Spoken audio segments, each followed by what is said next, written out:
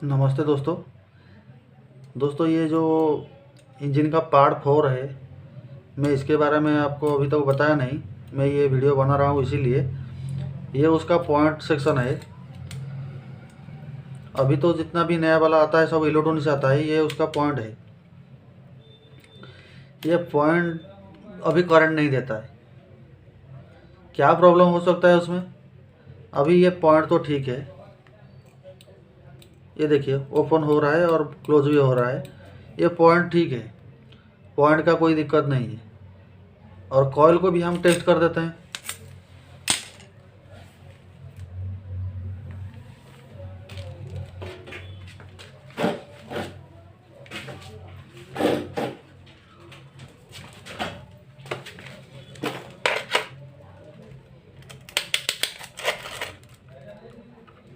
दोस्तों, हम primary coil को पहले टेस्ट करेंगे, सेकेंडरी कॉइल को बाद में टेस्ट करेंगे। ये है उसका सेकेंडरी कॉइल और ये है उसका प्राइमरी कॉइल।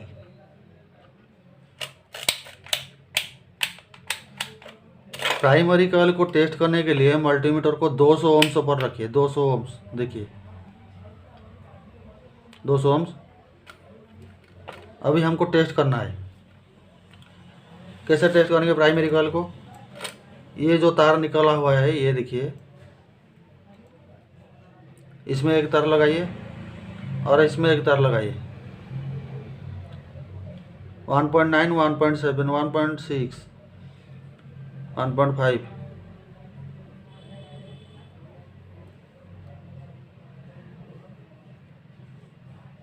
अभी ये थोड़ा प्रॉब्लम कर रहा है, दिखता है या नहीं मालूम नहीं पड़ता है अभी। अभी हम और एक अच्छी चीज़ लगाते हैं।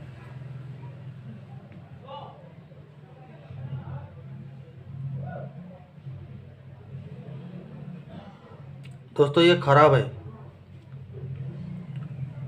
1.9 और 2 के बीच में रहेगा। देखिए 1.9 और 2 के बीच में रहेगा। ये 1.2 हो जाता है। 1.2 होगा तो ये ख़राब हो चुका है, उसका प्राइमरी कॉइल ख़राब हो चुका है। देख लीजिए अच्छे से, उसका प्राइमरी कॉइल 1.9 तक जाना चाहिए और 2 तक जाना चाहिए। अगर 1.9 नहीं हुआ तो 2 हो जाएगा। 2 से 1.9 तक आ सकता है, 1.8 तक आ सकता है। 1.2 कभी नहीं आएगा। 1.2 अगर होगा तो ये ख़राब हो गया है, उसका कॉइल ख़राब हो गया है। देखिए फिर भी और भी कम होता है। अभी उसके बाद सेकेंडरी कॉइल को टेस्ट करेंगे। सेकेंडरी कॉइल को टेस्ट करने के लिए 20 किलो ओम पर रखना है। 20 के।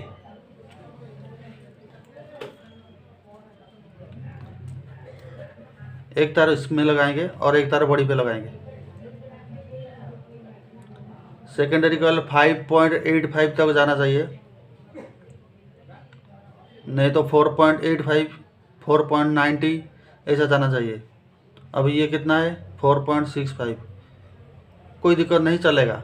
लेकिन उसका प्राइमरी कॉइल ख़राब हो चुका है। इसको निकालना पड़ेगा, ये कॉइल को निकालना पड़ेगा।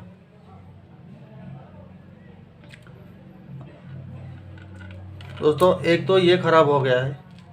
दूसरा इसका क्या ख़राब होता है? अगर टेस्ट में सही निकला कॉइल, अगर टेस्ट में सही निकला, ठीक रहा, तो इसका क्या ख़राब हो सकता है? पॉइंट कभी ख़राब नहीं होता है, इसका कंडेंसर ख़राब होता है। कंडेंसर का क्या काम है? अभी हम जब फैन हो या कोई भी चीज़ हो, जो कोई भी मोटर हो, उसमें कैपेसिटर लगा रहता है।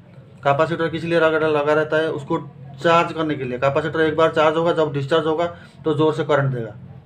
कभी अब कैपेसिटर का दोनों जो तार है उसको जोड़ दीजिए अंदर, उसके बाद उसको डिस्चार्ज कीजिए, कैसा आवाज़ आएगा। जैसे डिस्चार्ज होगा कैसा आवाज़ आएगा, वैसा ही काम ये करता है।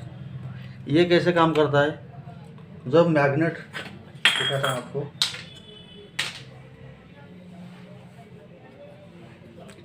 ये मैग्नेट जब यहाँ पर बीच में पहुँचता है, इसके बीच में जब पहुँचता है, घूमते वक्त इसके बीच में पहुँचता है, ये मैग्नेट एक बार गुजर जाने के बाद ये चार्ज हो जाता है। ये चार्ज होता है। जब करंट जब जाता है इसके अंदर, ये चार्ज हो जाता है। जैसे ही पॉइंट टच होता है, पॉइंट हमेशा खुला रहता है, ऐसा खुला रहता है जब चलता है। जब फायर के टाइम आता है तब ये बंद होता है। जैसे ही प्लग को फायर होता है तब ये बंद होता है। जब ये बंद होता है इसके अंदर जितना भी चार्ज है एक ही बार में आगे चला जाता है। इसीलिए करंट यहाँ पर जो आता है हाई टेंशन कॉइल में जो करंट आता है वो ज़ोर से आता है। उसका कुछ ख़राब नहीं होता है, यही ख़राब होता है। यही कंडेंसर चेंज कर दो, कोई दिक्कत नहीं। पॉइंट का सिर्फ यही ख़राब होता है, ये चीज़ ख़राब होता है। ये घिसता है और ख़त्म हो जाता है। यही चीज़ पॉइंट का ख़राब होता है। पॉइंट का और कुछ ख़राब नहीं होता। कभी भी ख़राब होता है तो कंडेंसर ख़राब होता है, नहीं तो कॉइल ख़राब होता है, और कुछ ख़राब नहीं होता उसका। अभी हम उसको चेंज करेंगे, चेंज करके देखते हैं क्या होता है। अभी ये स्टार्टर तो ठीक है, स्टार्टर का कोई प्रॉब्लम नहीं है, लेकिन इसको हम पूरा हटा देंगे। ये कंडेंसर हटा देंगे, इसको हटा देंगे। ये स्क्रू खोल दिया तो ये सब हट जाएगा। बस इसके अंदर एक कॉइल को डालना है और कुछ नहीं है। अभी ये भी करके हम उसके जो मशीन के अंदर लगा के आप लोगों को चेक करके दिखाते हैं करंट आता है कि नहीं।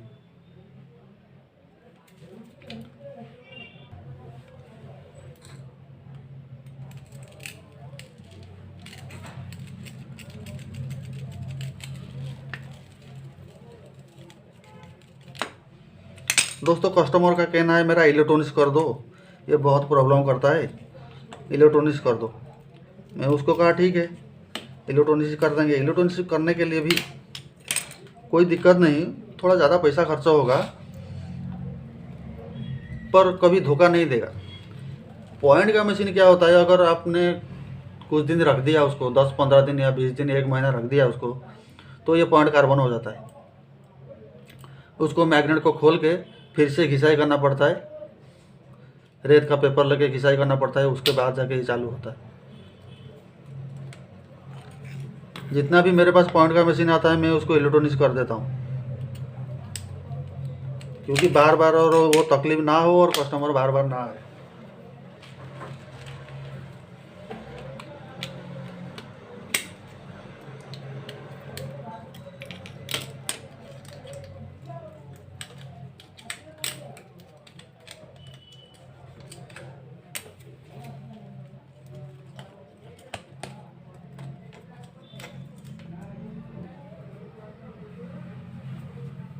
दोस्तों इस कॉइल को निकालने के लिए हमको हैमर की ज़रूरत पड़ेगी। अभी हम उसको ऐसे नीचे करेंगे और हैमर मार देंगे, वो नीचे आ जाएगा। देखिए नीचे आ गया।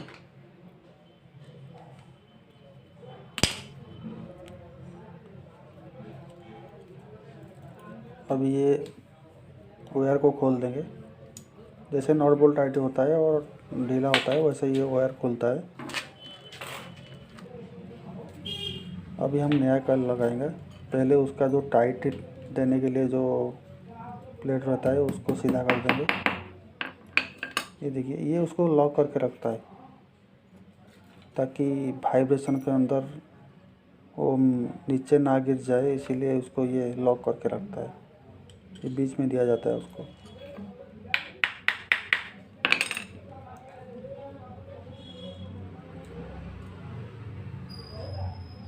किसी किसी इंजन में ये आता है, किसी किसी इंजन में ये नहीं आता है। ये पुराना स्टार्टर में आता था, अभी नया स्टार्टर में ये सब नहीं आता है।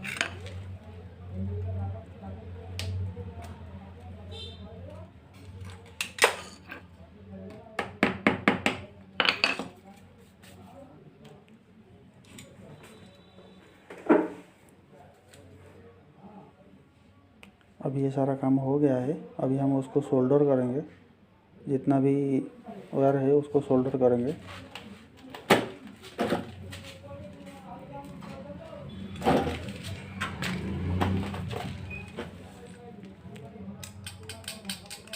पहले जो कार्बन लगा हुआ है उसमें उसको थोड़ा घिस देंगे, उसके बाद सोल्डर पकड़ेगा उसको, नहीं तो सोल्डर नहीं पकड़ेगा।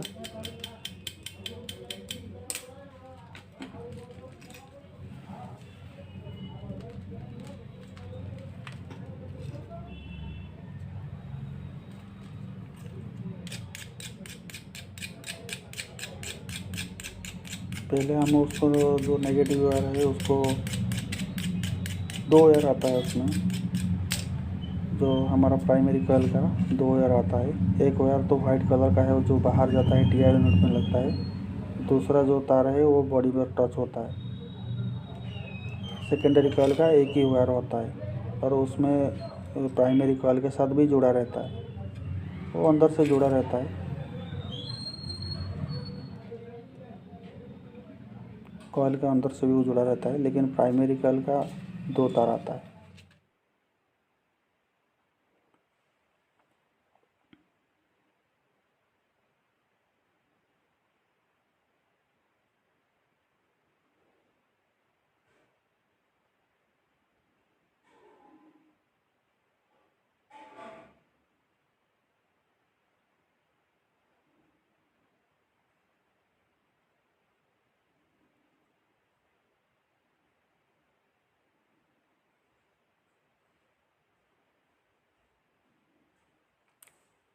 अभी ये कंप्लीट हो चुका है। अभी उसका जो बॉडी का अर्थिंग है उसको लगाना है।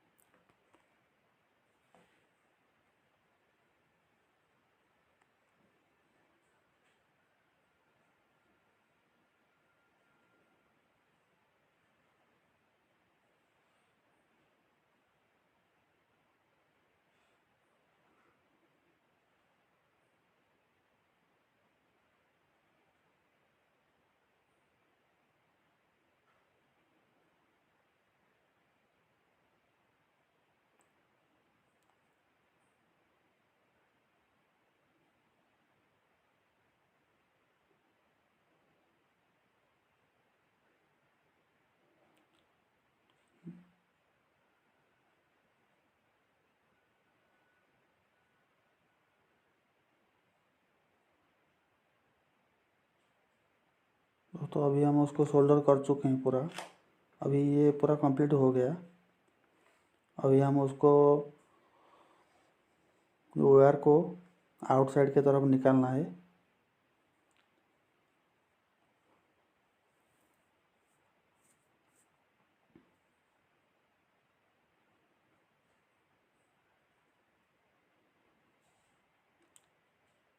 पहले वाइट वायर को अंदर डालने का है, जो 2 वायर है उसमें से वाइट वायर को अंदर डालना है।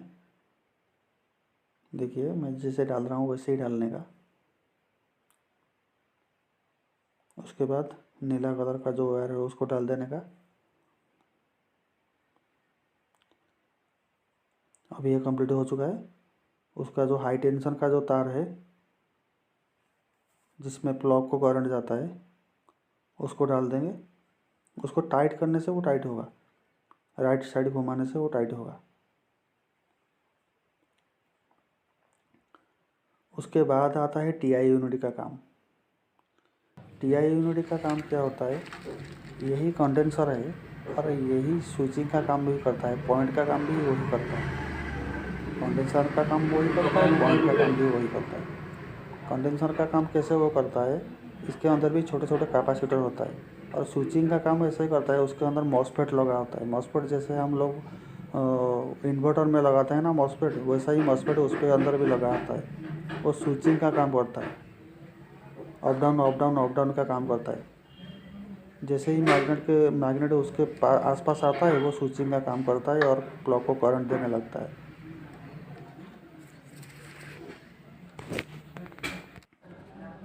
देखिए दोस्तों, टीआई यूनिट लगा दिया। अभी हम टेस्ट करते हैं करंट आता है कि नहीं। दोस्तों एक हाथ से तो मैंने कैमरा पकड़ के रखा है, इसको यहाँ पर लगा देते हैं, यहाँ पर लगा देते हैं और रस्सी को लगा के खींच देते हैं।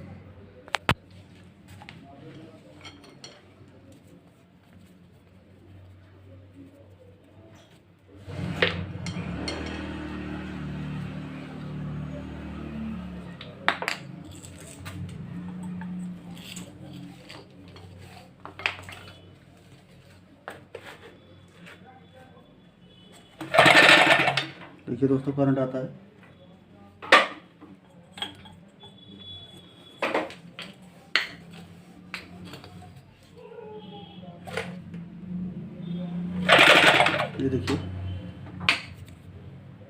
अभी ये ओके है। अभी हम उसका पूरा उसका जो बॉनेट है ये सब लगाएंगे और मोबिल को चेंज करके मोबिल को नया डालेंगे।